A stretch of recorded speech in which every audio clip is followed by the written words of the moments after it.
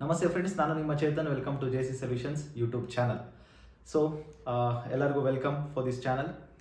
ರೀಸೆಂಟಾಗಿ ನಮ್ಮ ಒಂದು ಕಂಟ್ರಿಯಲ್ಲಿ there is a huge update. So ಏನೊಂದು ಅಪ್ಡೇಟ್ ಅಂದರೆ, ಎವ್ರಿ ಇಯರ್ ಫೆಬ್ರವರಿಯಲ್ಲಿ there will be a central budget. So ಈ ಸಲಿನೂ ಒಂದು ಬಜೆಟ್ ಆಯಿತು, but that budget was not a full budget. So ಈಗ ಅದು ಫುಲ್ ಬಜೆಟ್ ಅಲ್ಲ, it is a interim budget.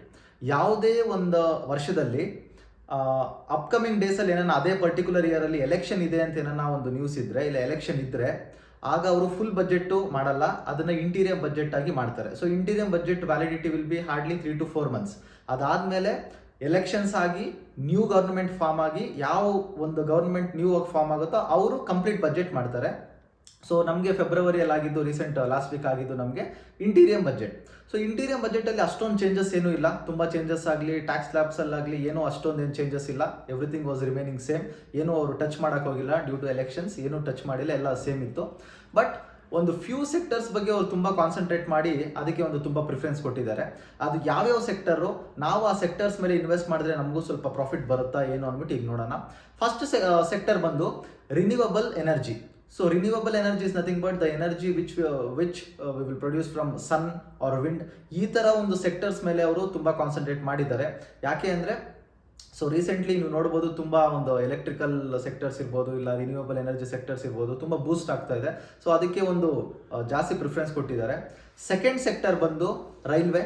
So railway sector ನೀವು ರೀಸೆಂಟಾಗಿ ನಾನು January in the month of January ನಾವು ಒಂದು ವಿಡಿಯೋ ಮಾಡಿ ಹಾಕಿದ್ರಿ. ಅದರಲ್ಲಿ ರೈಲ್ವೆ ಸೆಕ್ಟರ್ಸ್ ಎಷ್ಟು ರಿಟರ್ನ್ಸ್ ಬಂತು ಅಂತೆಲ್ಲ ನಿಮಗೆ ಮೆನ್ಷನ್ ಮಾಡಿದ್ದೆ.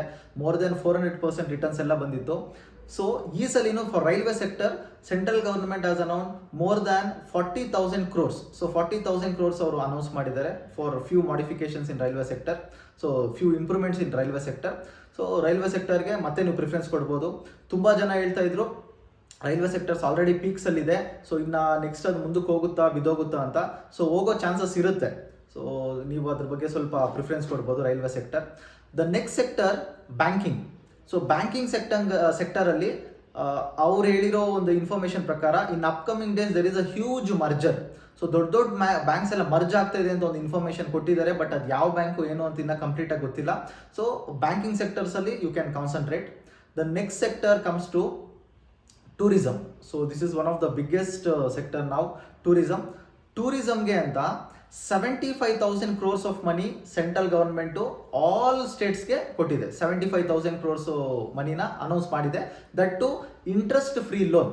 ಆ ಒಂದು ಲೋನ್ಗೆ ಯಾವುದೇ ಒಂದು ಇಂಟ್ರೆಸ್ಟ್ ಬೇಕಾಗಿಲ್ಲ. ಯಾವುದೇ ಸ್ಟೇಟ್ ಗೌರ್ಮೆಂಟು ಅದನ್ನ ತಗೊಂಡು ಯೂಸ್ ಮಾಡ್ಕೋಬೋದು. ಆಮೇಲೆ ನಿಮಗೆ ರೀಸೆಂಟಾಗಿ ಗೊತ್ತಿರ್ಬೋದು, there was a issue, Maldives issues ಇತ್ತು. ಸೊ ಲಕ್ಷದ್ವೀಪ್ನ ಇಂಪ್ರೂವ್ ಮಾಡಬೇಕು ಅಂತ ತುಂಬ ಇದು ಮಾಡ್ತಾ ಇದ್ದಾರೆ Indian government.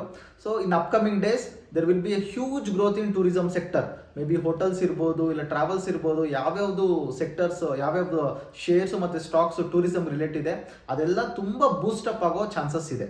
So these are the few sectors which you can focus after budget ಆಗಿದೆ. ಸೊ ಈ ಸೆಕ್ಟರ್ಸ್ನ ನೀವು ಕಾನ್ಸಂಟ್ರೇಟ್ ಮಾಡ್ಬೋದು for a long term. More than 6 months 8 months ಏನೋ ನೀವು ಮಾಡಂಗಿದ್ರೆ you can concentrate on this. ಆಮೇಲೆ ನಾನು ಯಾವ್ಯಾವ್ದು ಹೇಳಿದೆ, ರಿನ್ಯೂವಬಲ್ ಇರ್ಬೋದು, ರೈಲ್ವೆ ಇರ್ಬೋದು.